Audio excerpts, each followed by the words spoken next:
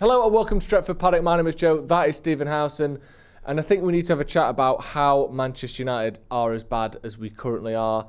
Whether we like it or not, I think we're fighting off relegation at the minute. We might pull away from it. We might end up, in the European spots. But as it stands, we're 7 points off the bottom three, Steve, and the teams below us are catching us up. What is going wrong at Manchester United? We'll get into the details. We'll get into what Amorim needs to fix. But just firstly, how are we this bad?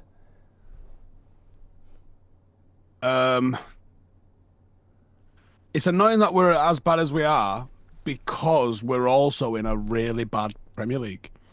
Like, across the board, it's rubbish. But we're really, really rubbish in that, which makes it compounded.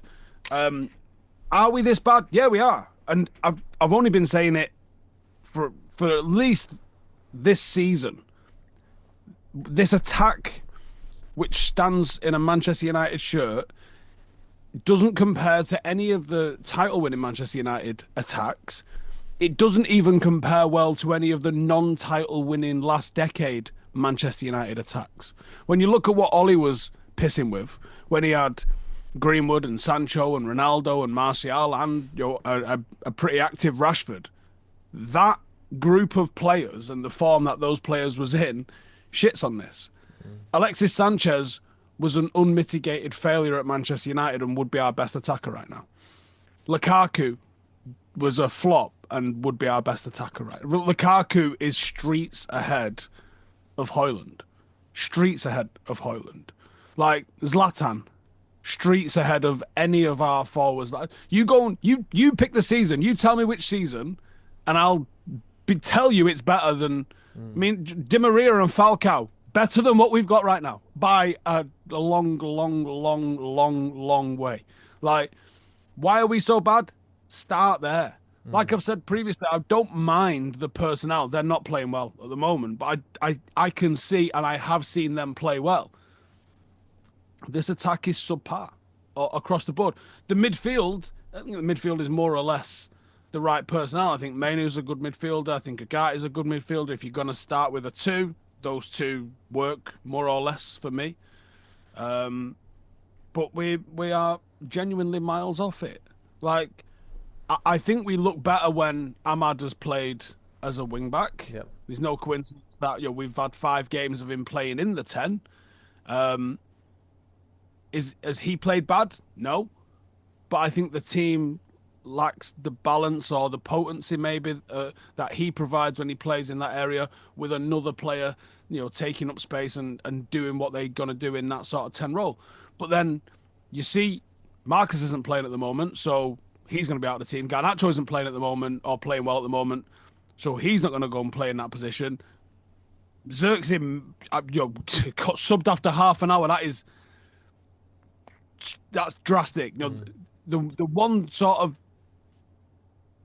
thing that I really remember from Sir Alex Ferguson, from his autobiographies and stuff, was talking about don't sub a player in the first half. Take your medicine. If you thought a player was good enough to start a game, you let them get to half time. If you hug them at half time, that's fine, but you'll destroy someone taking them off in the first half. Some people will go, I don't care whether you've destroyed Zirkzee or not by taking him off.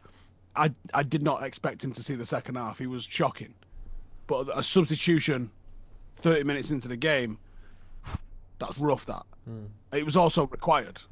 I'm not disagreeing with the decision to substitute him.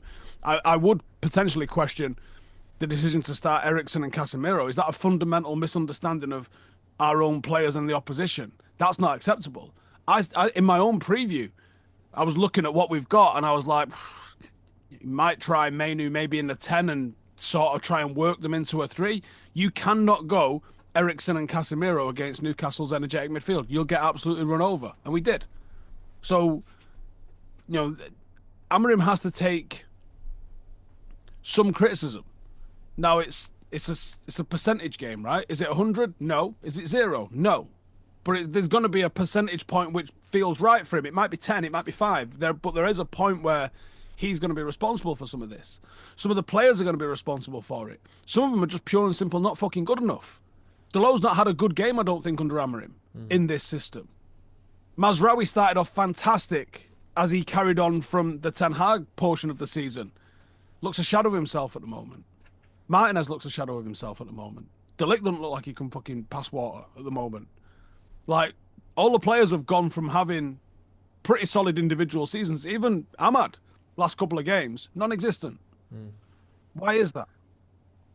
Well, obviously these like it does with the how poor we are. These things compound, don't they? So someone playing poorly with teammates who are playing poorly, the passes are slightly behind them, and the runs aren't being matched with passes, and all those things sort of get worse and worse. And I want to come back to the personnel in a minute.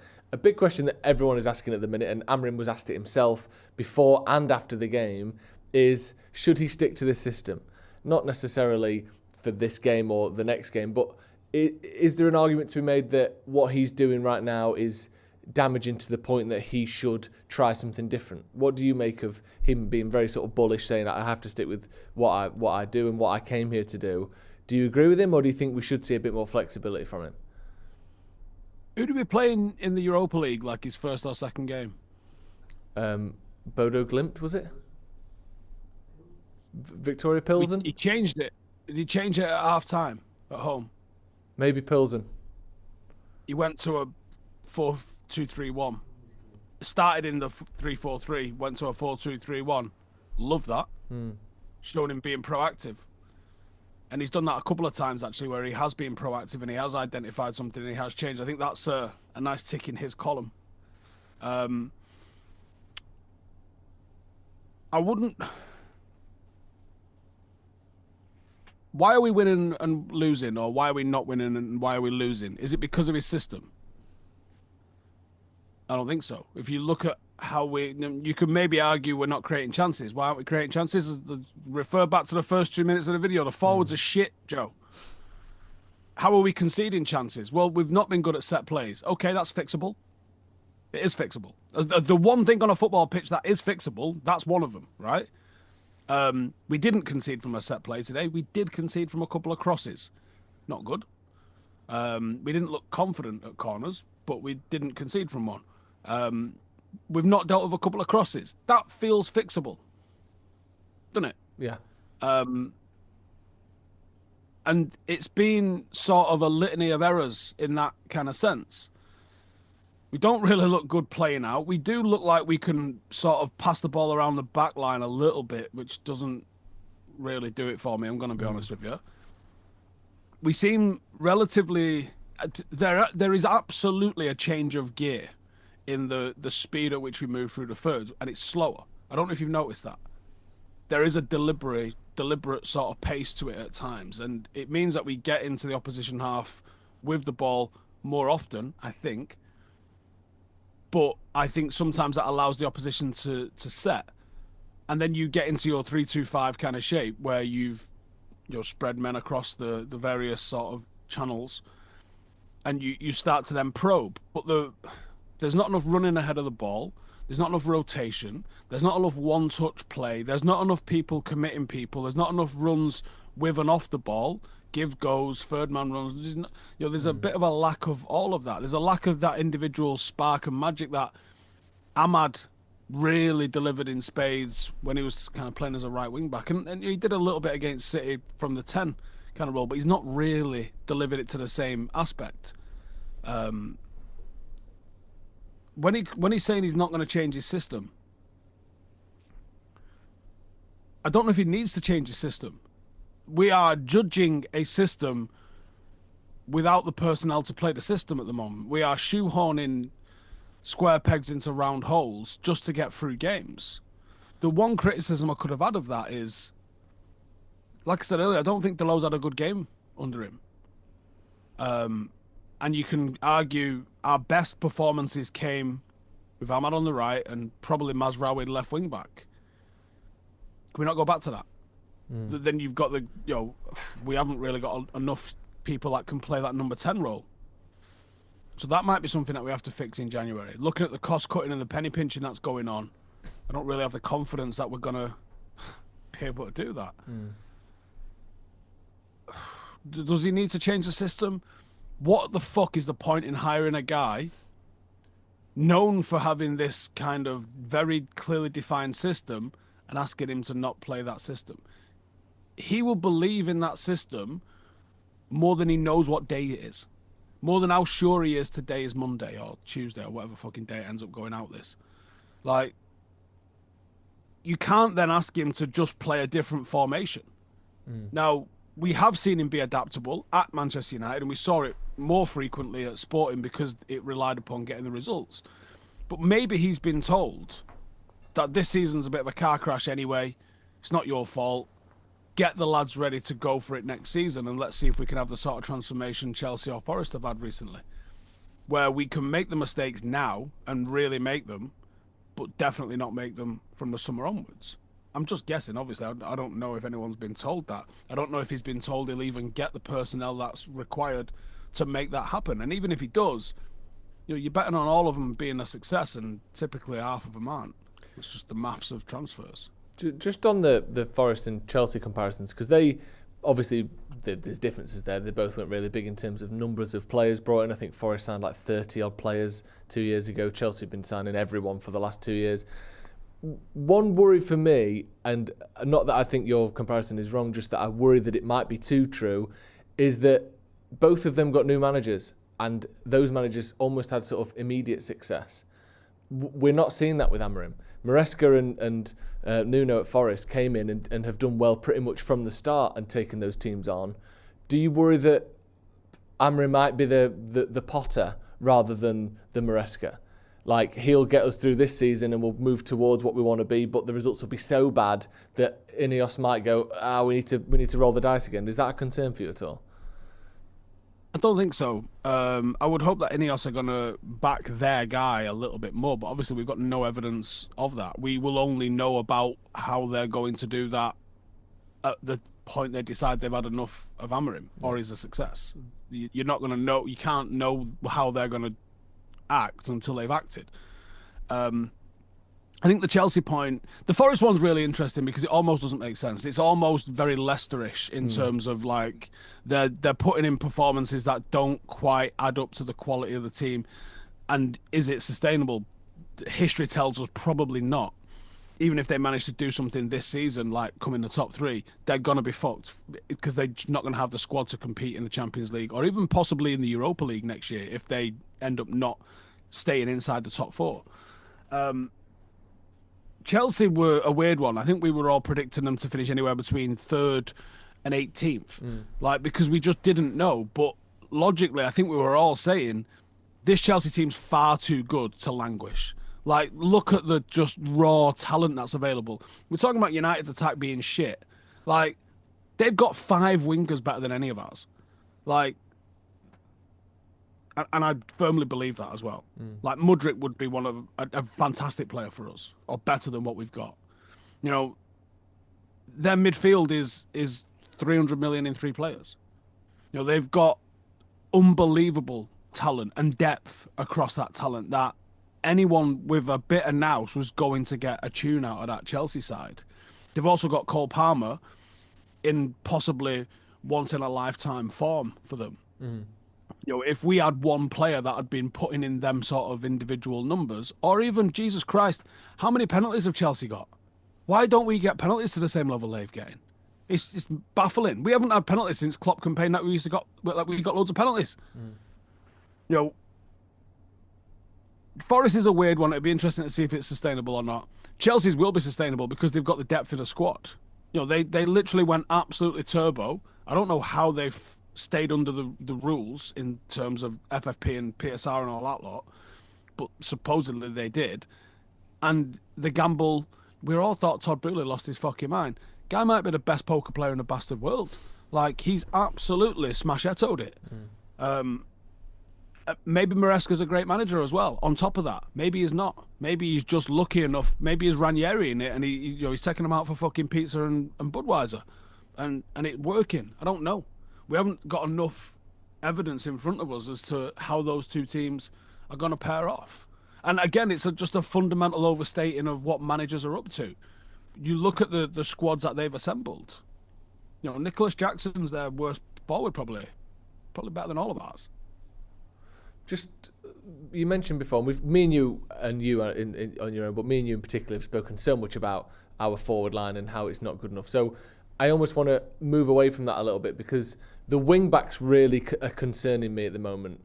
Because just like when I see our wing-backs, and I think Mazraoui is a great player, but when he plays there, and Dalot in particular when he plays there, the lack of goal threat from them is really worrying. Not just in terms of chances created, but just, wing-backs should be scoring a few goals as well. Just looking at the numbers last season of Grimaldo and Frimpong for Leverkusen. I know they had a fantastic season, but these are, two wing-backs. Frimpong got 14 goals, 12 assists. Grimaldo got 12 goals, 20 assists. Now, I don't see our wing-backs being able to do a tenth of that. I'm looking at 1 and 2 goals and assists this season, rather than pushing sort of 32 in the likes of Grimaldo and almost 30 for Frimpong. Is that an area that United can improve very quickly for probably less money than getting a new striker for 70, 80 million? Could we get 2 wing-backs for maybe 80 million between them that could at least maybe not get those guys' numbers, but at least get us 5 goals, 5 assists a season and have a bit more danger in the final third? Because they don't really offer anything when it comes to goal threat. No, I agree with that. And like I said earlier, I think we look more potent when Ahmad has been in the right wing-back spot. Now, I think you can probably get away with one being offensive and one being slightly more defensive, and almost split the team into 5 attacking-minded players and 5 defensive-minded players. I think it's bold to assume that we'll have 80 million to spend when the club's out here cutting 40 grand to charity.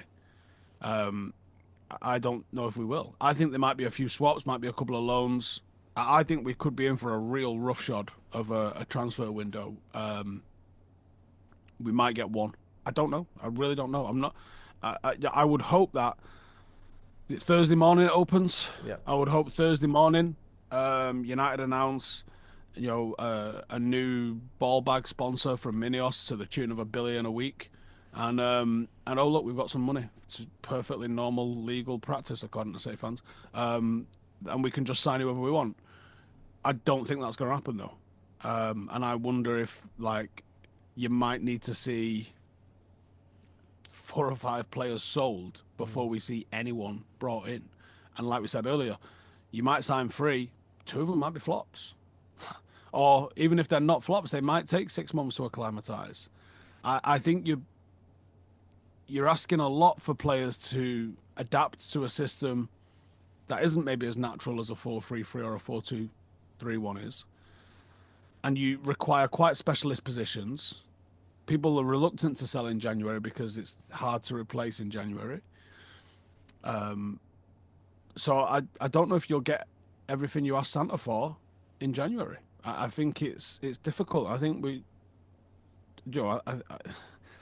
all I can do is look at the evidence of what I'm seeing in terms of the way the club is going about the cost cutting. It is ruthless and aggressive, and I don't think. I could be wrong, and it could be doing it because they're about to go absolutely lottery winner in a titty bar in January. I just don't feel like the behaviour in terms of the cost cutting and penny pinching off the pitch is being done so we can go bananas in January on signings. I hope I'm wrong. I just don't feel like it's the case though. And just finally, obviously, maybe not in January, but do you expect another big clear out? Do you expect Amorim to get backed? And we sort of, it almost got to the point with Ten Hag where people kind of were annoyed that they spent money on him. It's like, 600 million and here we are. Like, it was like the alternative was to not spend any money and, sack him even quicker. Do you expect them to go big where possible with Amorim? Certainly in terms of getting players out, big money earners. Obviously, Rashford seems like he's on the way out, maybe Casemiro as well. Do you think it's going to be a big upheaval over the next few windows, or do you just think it's going to be do the best with what you've got, kind of? You asked me, do I expect it? No, Yeah. I don't expect it. I hope it is. But I think expectation is... I don't know. Like, I would hope that there's some smart identified signings. I would hope that, some of the signings that we've... some of the scout reports and stuff I've managed to go and do and clock people around the 10, 15, 12 million mark that have gone on and, like a Gyökeres, someone like that when he was at Coventry. I scouted him before he went to Lisbon, and that might not be enough, but it might help get us over the line. I wouldn't mind seeing him Could we have not thrown Collier in today for 10, 15 minutes? Like, it feels like people are getting put on the bench, but they're not being given opportunities. We've seen Malacia shit the bed like 3 times. Be like so far off the pace, it's unnerving. But we haven't seen Harry Amas for 5 minutes. Is he that far off Malacia? I genuinely can't. I need to see the evidence that he's that far off him, because from what I've seen of him, he can't be. My son today was asking me about why is he not thrown Obi Martin on the bench after what we've been seeing from him, and I said, well, Ethan Wheatley's actually started a few games ahead of him in the 21s. Maybe he's not quite as, maybe there's a bit of hype around him that's maybe not quite justified. I think Obi Martin looks fantastic, but I think he's a man playing against boys, and I know he's literally a child himself, but he's got a physique of a man. Does it translate to playing against men? The likes of Dan Burn laugh at someone like that when he comes up against him, because he hasn't got the experience to play against a centre-half who is bigger when he comes up against them. Maybe we're seeing that in training. Maybe we're not. No, I don't know. But those are the sorts of questions that I would hope are being answered. I hope he's given all 40 professionals that must be in there, from the 18s upwards. I hope he's got them all in training, had a big Royal Rumble, and just thrown bibs all over the gaff. You lot against this lot, that lot against that lot. And come to it and gone, actually, he can fucking play. He can fucking play. Who's he? He can fucking play. And just see what they do.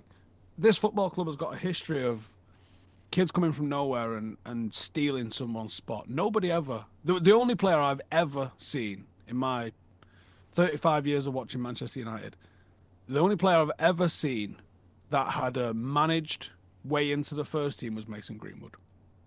Every single other youth prospect stole someone's place because of an injury or a suspension or some fucked up circumstance, and they was in the right place at the right time, and they weren't out on loan, and they weren't injured, and they didn't play the night before, and whatever the circumstance was, they just happened to be the kid picking his nose at the right time who made eye contact with a manager and got their opportunity, and then went and stole someone's place. The only player that I've seen that looked like they had a plan that they was going to give this kid opportunities was Mason Greenwood. Everybody else has had to take it and take someone's spot, take his shit. And I feel like that might have to be the case now. Whether it's Kokonki, whether it's a Jack Fletcher, whether it's a Harry Amas, whether it's a Collier, they're just going to have to... They need to be given the opportunity to steal it, but as soon as they get it, they got to grab it with both hands and not let it go. And that's how you get your players. You don't really get them in a nice planned kind of way. There's a fucked up situation which usually gives these kids the opportunity. And we're in a fucked up situation right now. We're certainly in a fucked up situation. Just finally, do you worry that Amorim won't make it till the end of the season? Is that a genuine concern for you? No. I would be shocked if they fucked him off. And I would be like, well, what did you expect? I would need to know, what the fuck did you expect? I believe you've got some pretty good football brains in here. I think you look at the people that they've assembled, Gareth Southgate's just been knighted tonight, by the way. As if your night couldn't get any fucking worse, Joseph, right? I did see that, yeah. So, I'm kind of glad Ashworth, and I'm also glad that, the information we had on that earlier in the season was bang on, by the way, when we was like, somebody at United actually really likes Gareth Southgate. And I love that. I hope it was Barada or someone like that, was like, they were sitting around in a meeting, and Ashworth piped up and was like, we should get Gareth Southgate. And he went, yeah, one sec, fuck him off. Yeah? I hope that's exactly how it went down, right? That tells me that there's football people involved. Someone suggests Gareth Southgate, and they no longer work for Manchester United. That fills me with a little bit of hope that this lot have got half a fucking clue of what's going on. Now, I would lose all hope of everything if they bring him in, they sell 4 or 5 players, give him a fucking free transfer and a loan in January, and it doesn't go to plan by the end of the season because, oh, fuck, he's not had a pre-season and he's got a load of fucking players that weren't good enough, hence why they got the previous manager sacked, how could you expect him? I mean, you could maybe not lose some of the games we've lost, but, like, what did you actually expect to happen between his appointment and the end of the season if you didn't give him all of the signings that he needs? Like, genuinely, like, what the fuck did you think he could do? This is the worst Manchester United squad I have seen in my life of supporting this football team. I've always had goals. There's always been goals in the Manchester United team. This is the worst team for goals. Therefore, it's the least potent team. Yes, I like the personnel in defence. They're not playing well. But I do like them and I do believe in them. My confidence in the goalkeepers being tested last few weeks. I like what's in midfield by and large. Ugarte and Manu, I can see them working together. But the attack is just fucking rubbish. And I think you're hoping on we don't get any corners because we're going to concede if we do. Otherwise, how are we going to win? And if they score one, oh, great. Like Newcastle today. As soon as they got 2-0 up, they relaxed because they were like, well, United aren't going to fucking score, are they? Yeah, it's a pretty dismal position to be in, isn't it? As we bring in the new year, as this goes out on New Year's Eve, Steve. We won the FA Cup, though. That's all that matters, isn't it? 2024, we can remember it for that, surely. Do we get that? Yeah. I